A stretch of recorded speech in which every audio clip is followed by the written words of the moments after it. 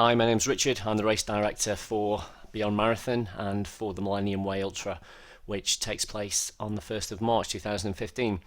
Hopefully by now you will have received this book. If not, it will be coming to you very soon, and this is the participant guide. We send one of these out for all our events.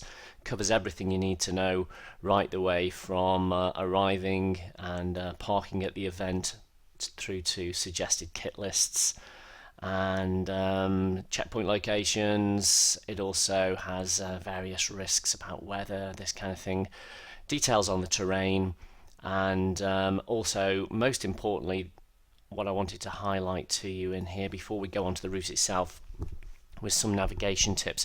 Very important that you read these navigation tips. Even more important is that on pages 9 and 10 there are 2 pages of a written route description. This is a full blow-by-blow written route description, so in theory you could keep your eyes on this for the entire route and be able to find your way, as well as following the waymarks, the little red and white symbol, which you'll find this one.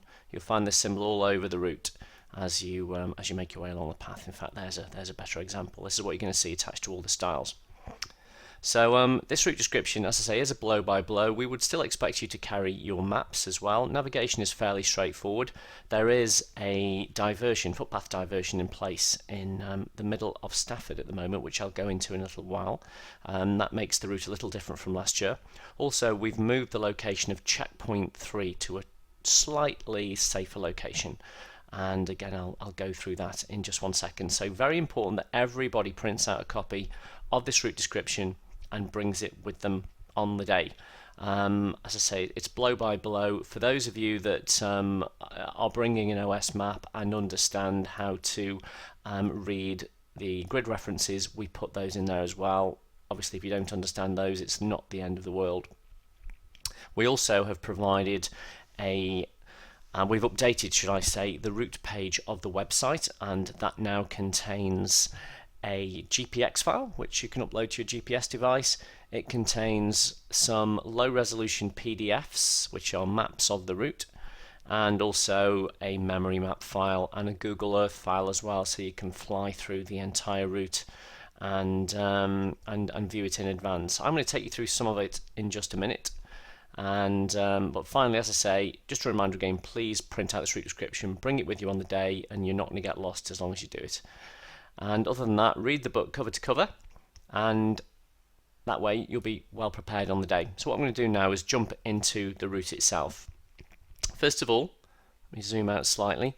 This is Burton-upon-Trent, which is where the finish line is. It's also the collection point for the 3 coaches which we're picking you up.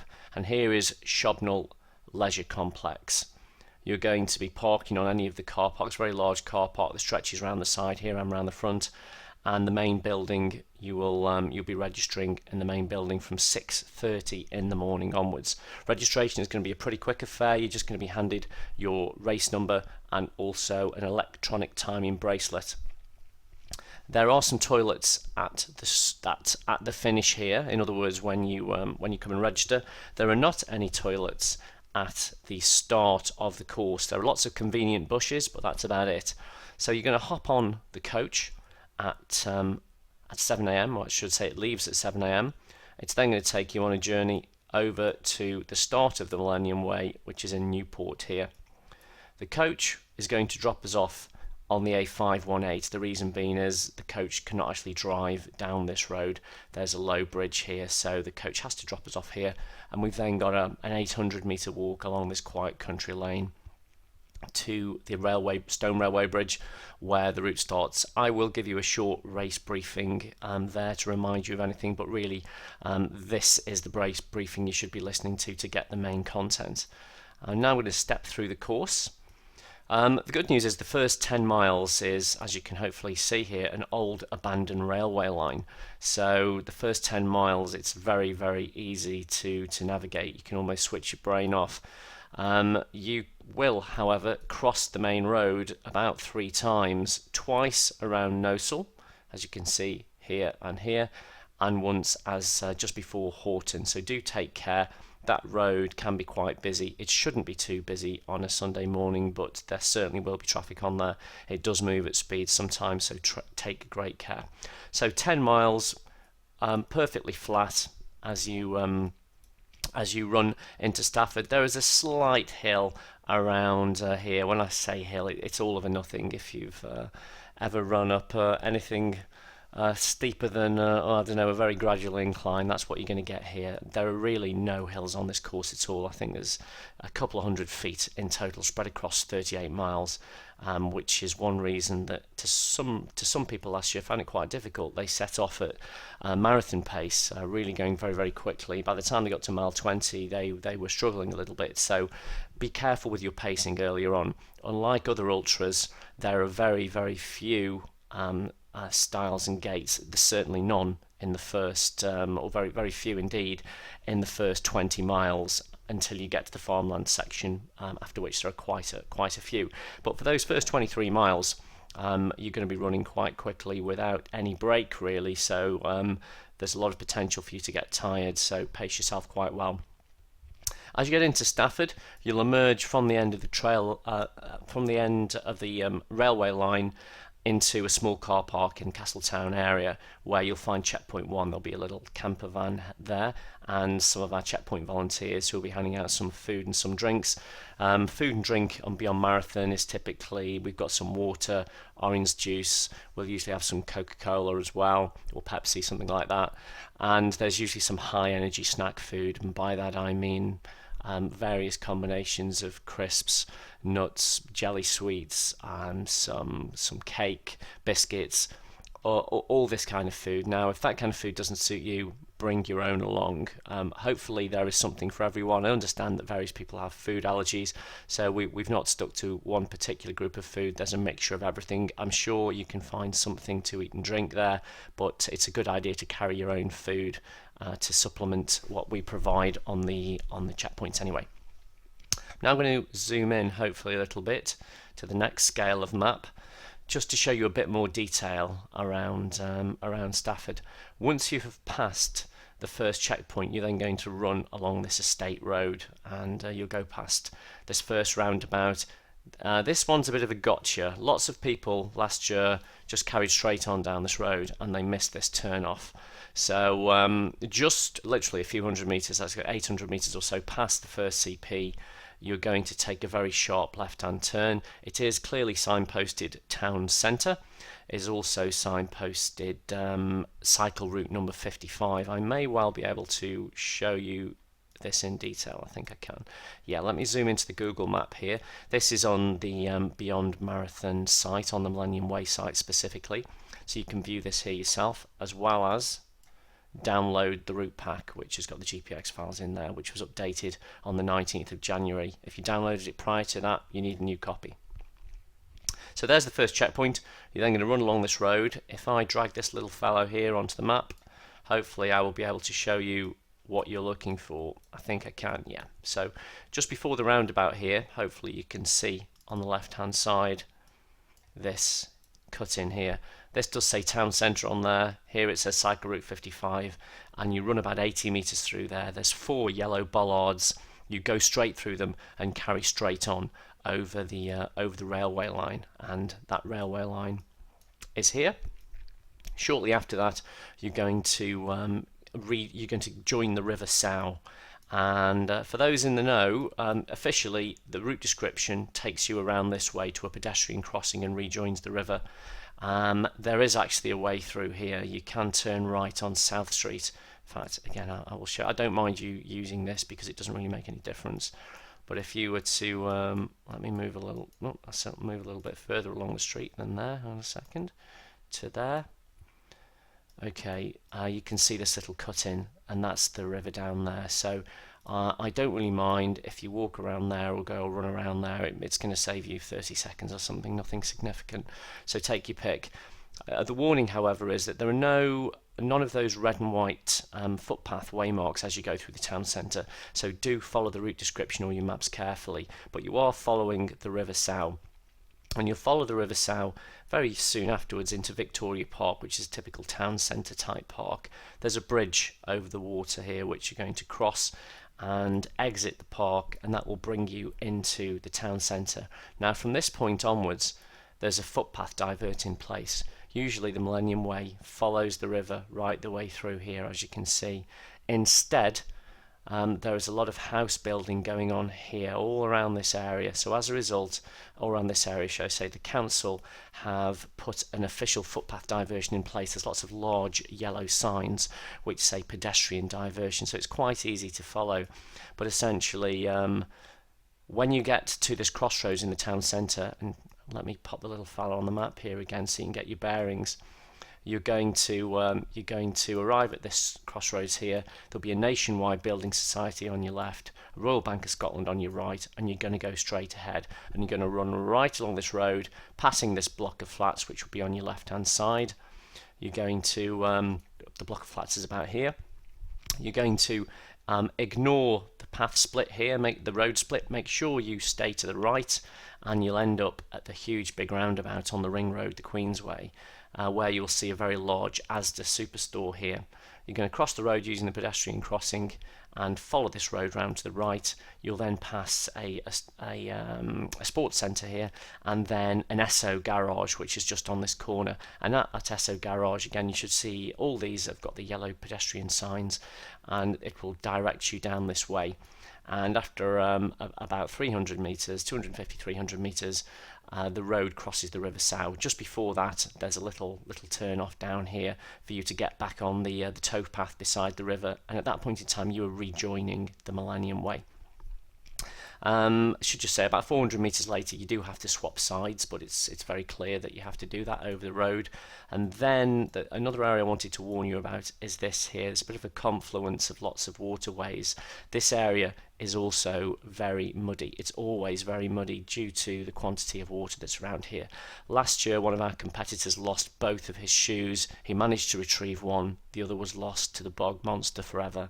He ended up hobbling back to the train station in Stafford and catching the train back to Burton. So try not to do that. Make sure your laces are tied nice and tight for this particular section.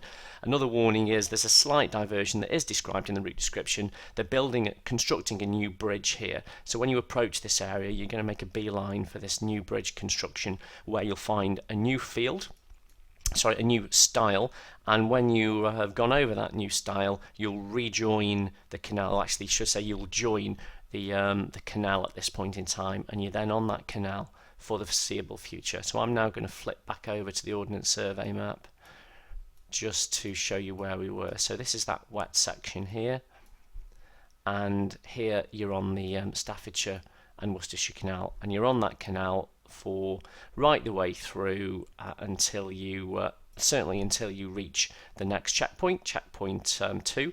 You're going to pass Shugborough Hall here, nice pretty landmark as you come past, and eventually at Wolseley Bridge, just before this, specifically actually the checkpoint is just there, just before the road bridge. Again, you'll usually find a little gazebo there giving you some food and drink, and after that you'll continue along the Shropshire Canal. Another warning here, about 2 kilometres later, again another easy area to get wrong is here. People carried on and ended up in this housing estate down here instead of, as the canal bends, continuing to follow the Millennium Way, which actually goes the way I've indicated with this blue line here. So just remember, 2k after CP2, be careful not to end up in a housing estate. If you have, you've missed the turn, and ensure you backtrack and continue to follow the canal. And you'll follow the canal again for another few kilometres, and if you follow your route description it'll tell you what bridge number you're finally leaving the canal at. I forget now off the top of my head without searching through the book, so I'm not going to do that now and interrupt the flow of this.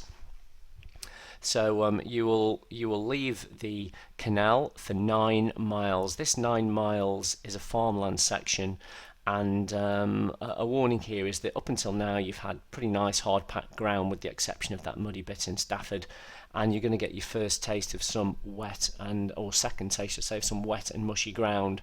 And obviously now you're going to be encountering stiles, gates, things like that. It's certainly much slower going and a fairly stark contrast to the rest of the course. So be prepared to find this section more of a struggle. It's still flat, but you know it's farmland, so it's a bit more stop-start. From this point onwards, we put brand new way markers for the next 9 miles for lots of this section. If you very carefully follow the route description and look out for those red and white markers, you won't really set a foot wrong. So you're going to head over to Pipe Ridware. You'll go straight through. You'll see a little donkey here behind the back of the church, and then you're going to go straight across all these fields into Netherton. And shortly afterwards, let me just zoom out again, you will end up heading into Moray. Again, all this is well signposted. Make sure you follow the route description, follow those red and white signs, and you'll end up in Moray.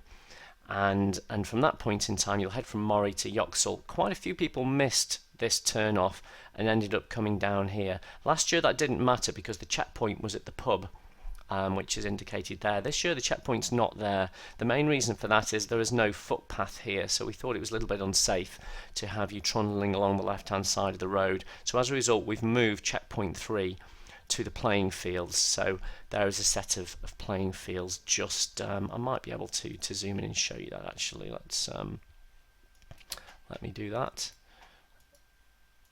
So checkpoint 2 Wolseley Bridge, checkpoint 3. So there you go, there's some playing fields there. In fact, if I flip over to the satellite view, yeah, you're going to come running along, do a diagonal into this corner, and then you're going to find the same little camper van that are going to give you some food here. Then you're going to follow Ferrers Road, which bends slightly to the right, and you end up on the main road in Yoxall itself, where I think there's a bus shelter there, if I remember rightly, right opposite the bus shelter. Yep. So you do a very quick left then right, and after about 100 meters you turn right down. It's called Brown's Lane, and then fairly shortly afterwards you're back into the fields again. And I should warn you that just after Yoxall, these couple of fields here are again pretty wet, so watch out for those. They're perhaps not as bad as some, but they can be pretty damp. Here you're following pretty good way markers for really the rest of the route. One slight gotcha is this line here indicates a power line, and you'll pass a pylon, probably the only pylon that you will pass in this area, so it's very distinctive. And the temptation is just to carry on with the hedge line on your left hand side, and you soon run into nowhere to go, and you'll end up running down here. It's not a big deal, but when you're under that pylon, if you can remember to tweak slightly to the right, you'll end up hitting this stile here straight on without having to go two sides of a square to hit it. From that point in time, again, we put new way markers through here. There's only one footpath anyway, so you shouldn't have any difficulty right the way through to coming to Witchner Park. I think this is a golf club, and you'll run through the golf club. Again, there's only one path. You'll run down a steep little bank here. Again, this can be a little bit gotcha area because it's a bit of a crossroads, and it leads straight on, and you find yourself at a river. Obviously, if you find yourself at a river, we're not expecting you to go wading through it, so you went the wrong way. As soon as you've run down this steep little hill, you do a little left turn and it takes you on the right route. We did put new way markers there. Don't expect it to be an issue, but just a warning, you're not wading through any rivers on this event, not unless it rains a lot anyway, so more than likely you've taken a wrong turn. But the way markers are so good that we don't really expect that to happen. As long as you follow that route description, should all be fine. So this path will take you right the way through to Witchner, and shortly after Witchner, that's the end of the Nile Mine section at Witchner Bridges, where you will rejoin the canal, and the canal takes you nicely right the way back to Shobnall ensure that you do get off the canal when you're in Shobnall. We had a few people forget to get off and then sail right the way on, disappearing into the distance. So you don't want to run any more than 38 miles, so do exit there. And we'll see you at the finish with a cup of tea. I think we may have a little bit of food. We don't have the usual kitchen facilities that we do at most of our events here, but we do have access to a tea coffee making facilities. I think we've got a microwave. We may be able to rustle you up something like a cheese pasty or a meat and potato pie or something along those lines just to warm you up, and there will be the usual lots and lots of cake and biscuits and things like that to replenish those carbohydrate stores. And that really is pretty much it. If you do have any questions between now and then I would suggest you ask us them via. We've set up a new Beyond Marathon community Facebook group. This isn't the Beyond Marathon Facebook page, because if you try and write a question to that, it kind of gets lost and nobody else sees it. Whereas the new Facebook community page, if you write a question, the whole community can see it and they can answer the question there for you. So ask your questions on there, and in the meantime, study the guidebook hard. Make sure you print a copy of that route description, and we'll see you bright and sparkly at 6:30 in the morning on March the 1st. Thank you very much for watching.